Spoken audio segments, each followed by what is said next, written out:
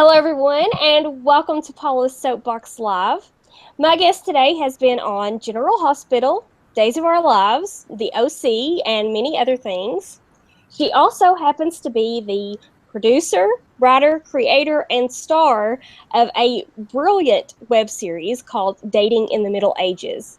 It's my pleasure to welcome to the show Devin Mills. Hey, Devin. Hey Paula, how are Thank you for. you? I'm good. I'm good. How are you? I'm great. I'm great. Thank you for being on here. I'm such a fan of the show. I love it. It's so good. Um, Oh, I know that you came up with the idea after you had gone through a divorce and you were starting to get back into the dating scene. Is that right? yeah. It's funny, when I was married, there was no such thing as online dating or speed dating or, any of this stuff. And, my girlfriends would tell me all these stories about these horrific dates that they were having, and I had to get back out in the dating pool. And I was like, oh my God. And then when I started dating, I was having just like amazingly horrific dates. And I thought, this is actually funny. If I had a sense of humor about this, I could actually do something with this, I think, Right. And Yeah. so, out of that, Dating in the Middle Ages was born. Yeah. Yeah. I love it, and I love the play on words with dating in the Middle Ages, and then you have all of these scenes that are like period scenes, like middle age. Well, I love the way that you've woven those I love in. I love fantasy. I love reading fantasy novels. Mhm. I love King Arthur. I love the Middle Ages, medieval stuff. And I thought, what if I was able to combine this? What would that look like? And I thought, what if I did kind of like courting, situations in the medieval times that kind of were disasters then and were disasters now. So it Right. just kind of, swirled out of that. Yeah. It So. fits so perfectly. I love that.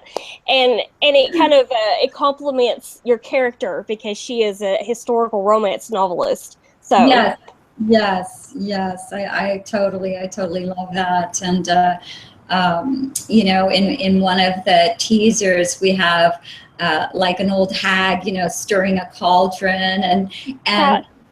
kind of matchmaking, trying to matchmake and make me my super date, my prince or whatever. And then you see this toad come up and then it goes into modern day with the matchmaker from hell. So Right. Yeah. kind I of. think that's what makes it one of the things that makes it so smart and clever. It's so different than anything else that's on the web right now. Yeah. So, Well, when it was actually created and developed in 2010, there were no, because I sing and dance in it, and so do my friends. I have a lot of Broadway baby friends that performed on Broadway. The waiter, who's really well known for, he was in Beauty and the Beast on Broadway and Les Mis on Broadway, and we do that whole dance sequence or that whole yeah. like a nightmare sequence in I think it's episode 2 where we sing and dance a little tango and stuff. And I just thought this is a great way to incorporate all of our talents. But at the time that I created it, they really weren't doing that, except for I'm going to date myself a little bit here. Ally McBeal, if you remember Ally Right. Yeah. McBeal, that was kind of when it started. They started bringing in song and dance into some of her like fantasies. Of course, Right. now it's everywhere. I mean, if you watch My Crazy Ex-Girlfriend, I mean, Yeah. she's doing that a lot on her show, and I pitch those people. So it makes you wonder, Right. Who it's stole your ideas? like, well, okay, you wanted a 20 something instead of a 40 something. Okay, I Right. kind of get that. But, even though we're in our 40s, we still have these, especially coming out of a marriage and coming back on the market, we have, horrific stories too. So I kind of wanted to target those women also, like women from the ages of 35 to 60, 65 even, Right. that's a great audience, and not a whole lot is done, for them. So Right. this It's an show, untapped market. So, but what was funny is the boys, like 14 to 34, love my show too. And that's like a huge, you know, I think that has something to do with Dr. Pooh and, you know, Probably. I didn't really reinvent the wheel here with the comedy, so I just kind of went with what works, So I think that attracted a lot of the male audience too, Right. Yeah. Well, so you wrote the lyrics for the musical numbers, right? Yes, yes. And a friend of mine helped me create the music. I kind of knew what I wanted, what style I wanted, Yeah. to do. And I have some really talented musicians in my friend pool. I was very lucky. I called in some favors and, hired some of my friends, and it created this lovely piece. Yeah. No, Yeah. about brilliant. Thank you for that introduction. That Yeah. was really. Well, I think that it is brilliant. I've watched a lot of web series. I do watch a lot of web series because, I do the interviews and everything else. So I try to check out as many as I can. And yours really stands out from the crowd. So, Well, it's not for everyone, but it's quirky, and then, second season with Deidre coming on board as my mom, Deidre Hall, who is fantastic. And, was looking for a comedy piece to do because, she's been doing the soap for 35 years. And yeah. the timing was right. She was looking for a comedy piece to kind of showcase, and she gets to sing in it too, Right. Yeah. Yeah, you have a great cast. I mean, so did you know Deidre and Matthew Ashford before doing the show, before casting them in the show? I did not. I had friends of friends who had worked with them or who said, oh my God, they'd be great. Why don't you look into, seeing what you could do there? And Matthew was totally great. He was so on board right away. He was so funny. I was so surprised. I had never seen him in a comedy before. He was so hilarious. Oh, he's a funny guy. He's really funny guy. And Deidre, like I said, she was looking, her agents were looking for something different for her. Right. Yeah. The timing and the piece, I sent the script over to her. She loved it. She came in studio and sang the song and was just hilarious. She was so much fun to work with, and it was just a great, the timing. And even with John Schneider, let's talk about him for a minute. That's a great casting choice too.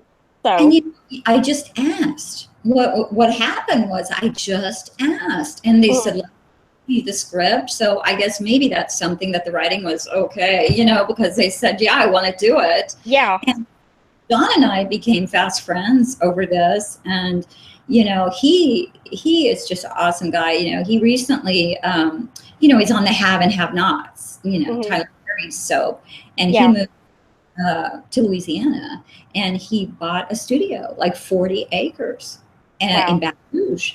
And now he's doing his own projects, along with being on the Have and Have Nots, but he was a sweetheart. Amazing guy, amazing to what they all were. I mean, none of them were divas. None of them were like, hell on the set. They were all so sweet and so accommodating. It was just a great experience having them. Well, I think one of the fun parts about watching the show is that you can see these scenes and you can see all of you working together, and you can tell that you are enjoying working together. You can tell that it's not an act, that you're actually having fun working together. So I think that that's one thing that makes it enjoyable for the audience.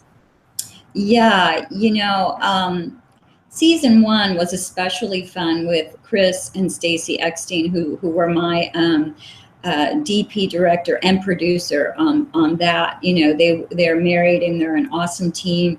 And his sense of humor was so goofy, and quirky, that it was such a terrific, fit, and he came up, like he would, I'd have the idea or whatever, and he'd say, yeah, that's a great idea. And, if we had this or do that, and, his ideas were always so wonderful that he was just set for comedy. He is set for comedy. And, the way he shot it was just funny too. And my other actors, like Kelly Lester that played Madeline, the matchmaker. Yeah. She was just really, really fun. And Victor Fishbark, who plays Gerard, you know, her assistant, Oh yeah, yeah. he's hysterical actor, just funny as hell, you know. And he's the type of actor that, you know, for a while, and he's a dear, dear friend of mine. And he's the type of actor that can play anything believably, like from a mechanic to like a gay guy. Do you know what I mean? Yeah. Everything in between. So for a while I was thinking it'd be funny to have like a running gag, like the same actor play all these different Right. characters. Yeah, totally. Again, you know. Yeah. I might still do that, you know, Yeah. with him, just because he's so talented and Yeah. versatile, you know. So I take it you're planning on doing a third season? Well, you know, I'm not sure people want me to do that, but, you know, I've got a couple other projects that I'm working on, you know. One is more fantasy and medieval, you know, that's kind of a comedy going into that area. Yeah. And the other one is a serious drama that I'm, you know, so I'm in the works on those. You know, I'm certainly not against, you know, resurgence, the third season, you know, I'm certainly not against it. You know, it's won awards, so it did well. Right. But you know, it just depends. It kind of depends on the fans too, you know, and how that I have people asking for it, you know, all over the world. But it just, I think I would have to do crowdfunding for season 3, and that's okay. I would see how that goes. But I'm having so much fun with these other 2 series that I'm working on. We'll see. It's not out of the mix, you know, it's still in there. We'll see how things go, you know. Well, you left off on a cliffhanger, so you. God bless Samantha. You know, she's just so fun playing her, because she gets herself into these situations that are just poison ivy, bees. Kind of codependent in a little, you know. Right. A healthy person would have like left that date, you know, instead of crawled in the mud and you know, dress and. Right. Yeah, I was rewatching it last night and I was like, just leave. And I had already seen it, but I forgot about that part. And I was like, just leave the date. And then when she finally does leave, she gets lost, and yeah, it's this whole situation. Ends up in poison ivy with the bees, and it's like, okay, she's not gonna make her date with Nick. So, you know. That's right. Oh my God. Yeah, so it's fun. It would be fun to take it up and to bring back some of the actors. And do you hear my kitty in the background? He wants to come in. Yeah, I do. A little, just, you know, voiceover in the background. Your cat wants to be on the show too, so. Always. And I have two boys now, so they're like young adults, young adolescents. They get into everything. So popsicle and pop. Yeah, you know. I have a dog that's like that. And he you know, has the personality. He's like a person. So you know, it's crazy how smart some of these animals are. I know, but they make good for, you know, the shot of the cat that you need to just like, you know, put in something to transition to something else, you know. Right. The dog shot, the cat shot, you know. Now I can do that because I have 2 boys. Right. Okay, so how much of the material that's in Dating in the Middle Ages is actually based on some of your real life experiences? Yeah, well, I did go on a date with a guy, although he wasn't a proctologist, man, you know, it was a very one-sided situation. He talked all about himself all night. He thought he was a therapist. You know, he's not a therapist, but thought he was like out to like fix me and like heal me by telling him all about himself. And God, then he got into this conversation that was, you know, how chivalry's dead and he doesn't hold doors for women. And I mean, it was this whole like nightmare. And I was just sitting there going, kind of like Samantha, like, what? Check, please. Right. So chivalry is dead because he wants it to be dead, basically. So. and kind of trying to tell me who I was and what I was all about. And he didn't know me. It was the first date. I was like, dude, it was that compare and despair. He was like comparing me to other women. He didn't even know me, so that was kind of crazy. So yeah, I ended up ending that date, on a very low note, but let's just say it didn't open the door to the restaurant for me when I left. He actually said, I was putting on my coat in front of the door, and he actually said, "Are you waiting for me to open that door for you?" Okay. And I said, "Well, no, I guess not. Uber myself home too. I'll show you how much I can take care of myself by just, thank you very much. It was really lovely." It's funny. I just want to be a woman of grace and dignity. And sometimes things really try that patience. Oh, yeah. With that. And I'm thinking, honey, just don't say anything. Just say thank you very much for the date and get out of here. It's not your stuff, it's his, and that's okay. We all have our stuff. We all have our issues. We do. There's nothing wrong with that. But when a person tries to make their issue my issue, right. That's it's like you said, it puts all of that to the test and the way that you're supposed to respond to that. Yeah. So and then I've had the date where after the third date they want to move in, so that's really an interesting deal too, That's a little scary too, yeah. Back up the truck and let's make a go of this thing. And I'm like, what? Who? You have 6 kids. Not that there's anything wrong with kids, but I'm kind of, After 3 days, you don't want, a ready-made family. Oh, your kids' names yet? Okay, wait, whoa. So I'm exaggerating, but you get the point. It's right, yeah, totally. Well, did I read somewhere that you kind of almost had like a little meet cute with Steve Perry from Journey at an Apple store a couple of years ago? I did. Where did you read that? That was so amazing. I think it was one of your social media sites. Yeah, I didn't even know who. Oh God, listen, first of all, let's preface this by saying he's one of my all-time, I think his voice is so magnificent, and he's one of my all-time favorite singers, right? Yeah, right, yeah. I'm in the Mac store, and usually when I'm in a store like that, it's because I'm in a serious crisis situation with my technical computer stuff, and I'm not good at that. I'm one of those people that I totally turn into like the crazy mean, I don't even know who I am when a computer acts up or stuff, but it's not me. It's an out-of-body experience. So all I was doing was trying to work things out with the guy that was helping me, right? And Steve Perry's across from me, trying to talk to me, trying to make time. This sweet guy is like, yeah, that happened to me, and it was really, and I'm like, who are you? Like, get in my face. Like, I just want to do this. I don't have time to talk about that. But I was nice to him, in that stay away from me way, right? Right, yeah, polite. And so the guy leaves, and the girl comes over to me, and she goes, "Oh my God, Steve Perry was so flirting with you."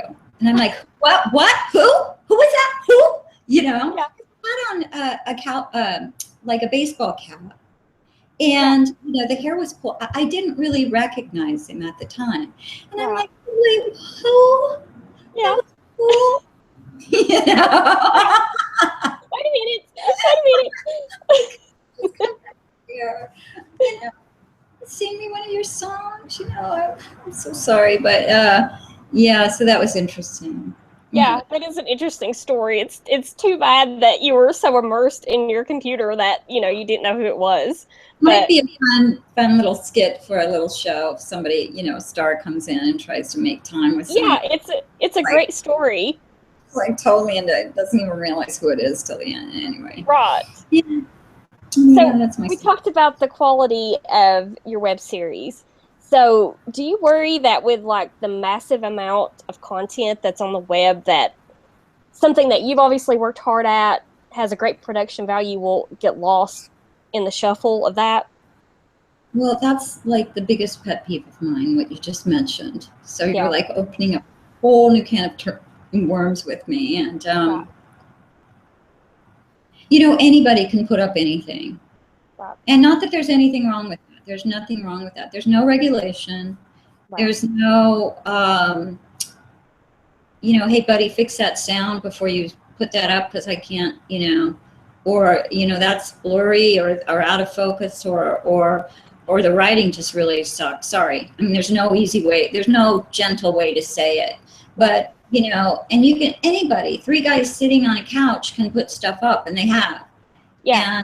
And not that there's, oh, sorry, that's I should turn that little thing off. But, not that there's anything wrong with that. Again, don't get me wrong.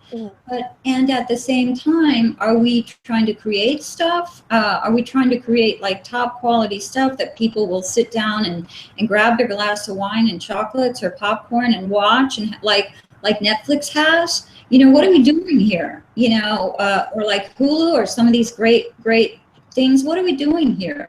So there is a big, not really a fear, but just a, hey, it's going to get lost in the shuffle. It's going to get lost in the shuffle. And what's really sad about that is it almost makes, I mean, not me personally, but it would make people think, well, shoot, how important is quality? If I can just get something out there and put something up every other day, and it's going to be at the top of the list in YouTube or the top of the list on Twitter, I don't have to do that. And that's the sad thing. Now, that's not to say, people with millions of views on YouTube, thank God, they got it. And I mean, a lot of them, I can't speak for all of them, but, I've watched some of the makeup channels, I've watched some of the yoga, and it's great quality. They got it. Because I follow some of that kind of stuff. But as far as scripted TV goes, it's kind of hit and miss. Yeah, I think, yeah. or at least it was, and am I one to really speak on this now in 2016? I don't know.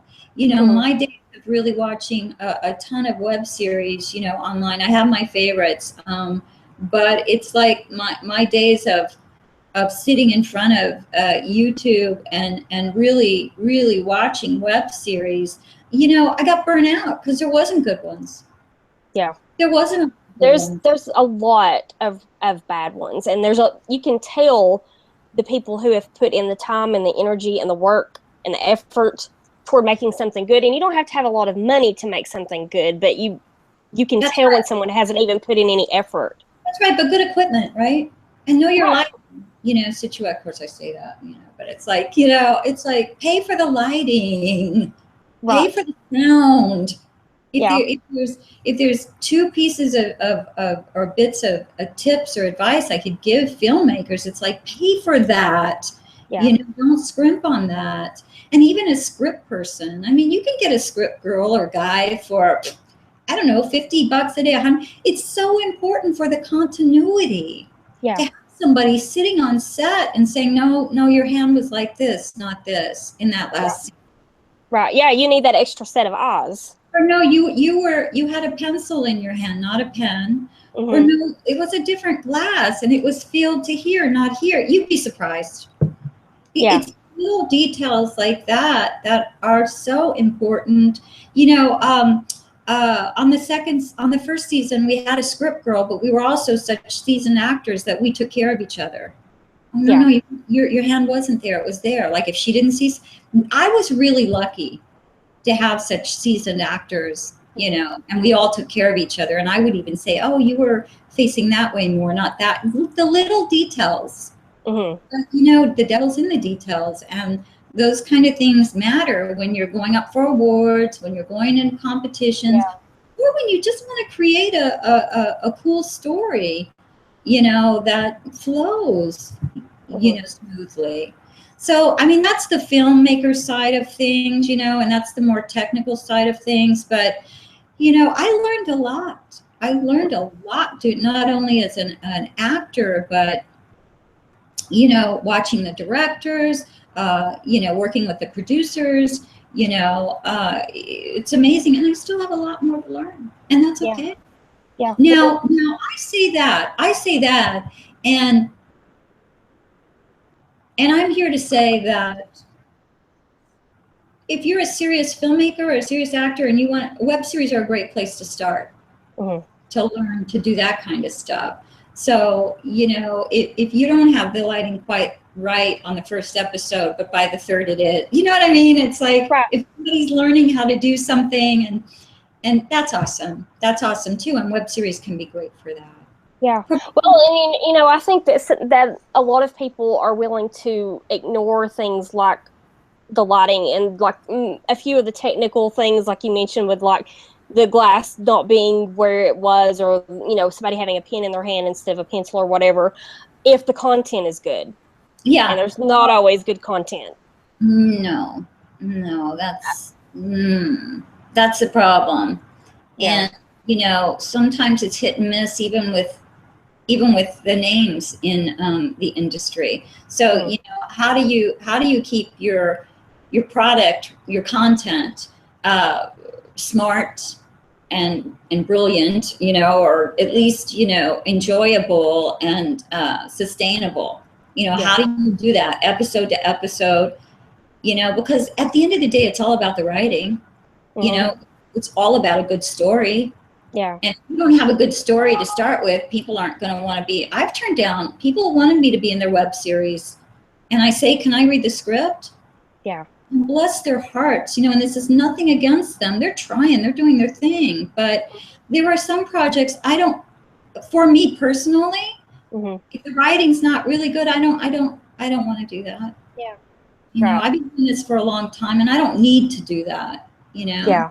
Well, and you know, you have to look after your brand, your personal brand. So you have to make sure you're associating with things that's going to help you as well. So that's right. And not take away. Yeah. And I'll hold out for quality. I'm not one of these people. And there are people that quantity is the game with them. And that's great. That's perfect too. That's just not me. That's not how I roll. Yeah. That's not how you, but that's good though. I mean, that you're willing to, you know, work at it, and even if you don't have like a gazillion views or whatever, then you still put something out there that is good. Yes. And good quality. At the end of the day, I can be proud of it. Do you know what I mean? Right. And that's an important thing, you know, and this is a funny soap. You know, this is a soap opera about a woman who's, you know, trying to navigate the turbulent waters of dating. Yeah. You know, that's what she's trying to do in her middle ages, you know, and it's funny. I mean, I enjoy the messes she gets into, you know. We'll see. I mean, I hope to do more. We'll see, but I'm not against doing other projects and things as well, you know. And I get scripts sent to me all the time. All the time, you know, people looking for my involvement. And it's funny, there's not a lot of good ones. I wish there were more that were better, you know. So it's just really interesting. I think people get in such a rush to create something and get it out there that they don't take the time and slow down and really look at what they're creating. Well, that's the other thing. What's the rush? I don't. You know, YouTube's here to stay. You know, you get a website and put your stuff up on the website and do what you need to do social media wise. And look, you hope for the best. Sometimes you'll hit it, you know, and get over 1 million views, and other times you won't.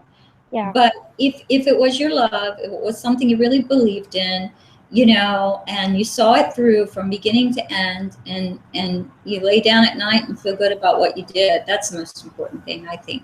Yeah. Well, you know, it's like with this show, I could do a lot more interviews a day, a lot more interviews a week, but I would rather take the time, you know, and do it right, as opposed to just getting people on the show and not being prepared, not knowing what I was going to ask them. And, you know, I don't get a lot of views live. Sometimes I get a lot of views after the fact, but I would rather create something that's good, as opposed to just saying, well, I had this person on my show and I knew nothing about them, but it's out there and it's, you know, it's on air, it's on YouTube. Well, you know, that brings me, I mean, I don't know a lot about your viewers, you know, which type of, you know, I can talk a lot about a lot of different things, you know, in the process. I mean, I've been on panels, you know, at conventions and festivals on how to create web series. I've been, you know, or writing or acting or just the soap opera, you know, what that's all about. So, I mean, it really depends on what your audience is too, you know. And that's another whole, as you know, area of, you know, finding our way through the mire of, you know, views and, you know, YouTube or the website or other Vimeo, or, you know, where should my stuff be? Facebook, you know, where does it do really well on? You know, I have tons of followers on Twitter and Facebook. You know, I post a lot of dating things on Facebook and people love it, you know, and it's connected to my Twitter and people love that, you know, which it's apropos for my show. Yeah. But my show could go in a whole lot of different directions. I could go soap opera with it. I could go romance novel because she's a romance writer. You know, so there's all these areas to where I could branch out, you know, and go into if I want. And it's really cool. It's really cool that the show allows me to do that, to have these other areas to for social media. Right. Well, you know, The Bay was just picked up on Amazon Prime, so who knows? Maybe dating. Maybe there's a place for dating and something like that at some point. When they start doing short content, although dating, the first 4 episodes were originally a half-hour comedy. You know, they were written as a pilot, but it just so happened that it worked well. We were able to break them up into 4. You know, Netflix came to me, they saw the show and they really liked it, but they said it's short form. You know, I had this show was really awesome because this show allowed me, I was called in to a lot of the studios. You know, it got attention. NBC NBC wanted it for their digital division. And they were actually, at the time, they were doing web series on their website. And, you know, I met, it's hysterical. I met, you know, on the 36th floor in the NBC building, in the conference center. You know, I had my PR guy, the director, and there was like 15 people around the table. And they were all like 20-something guys. And I was like, how the hell, how did I even get this interview? You know? And in walks the head person, and she's a middle-aged woman. And she sits down and she says, Devin, I freaking love your show.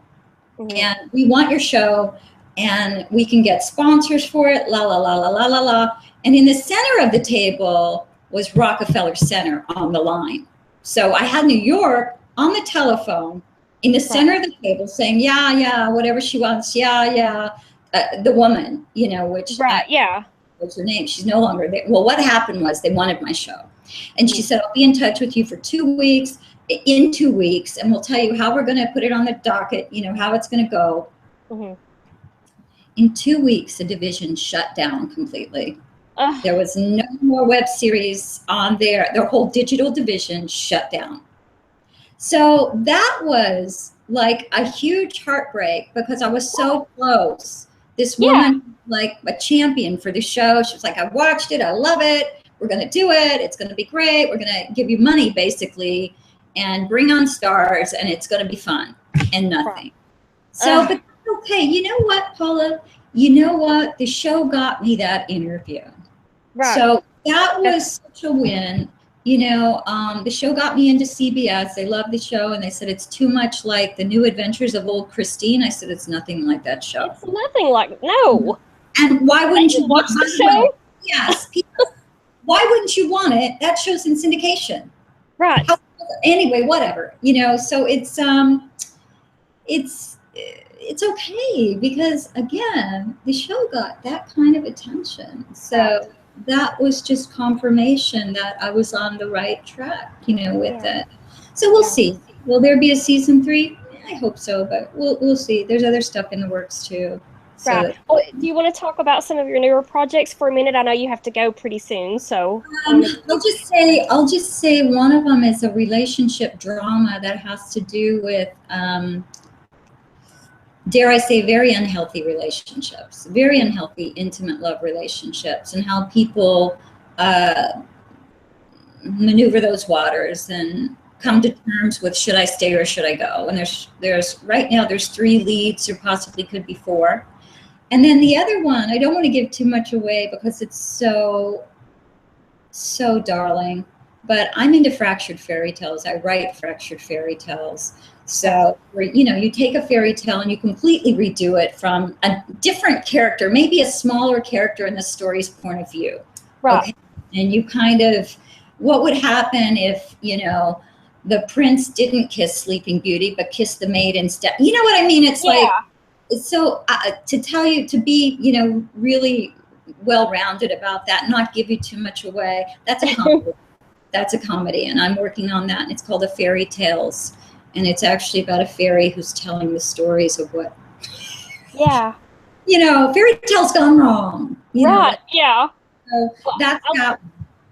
I love those ideas, and I can't wait to see what else you bring us, even if we don't get to see if Samantha got her date with Nick. That's fine. But I would love for your viewers, if they haven't, watched the show, they can go to datinginthemiddleages.com, or they can follow me on Twitter. I'm at Dating Web Series, or at I am Devin Mills. So that's the letter I and the letter M.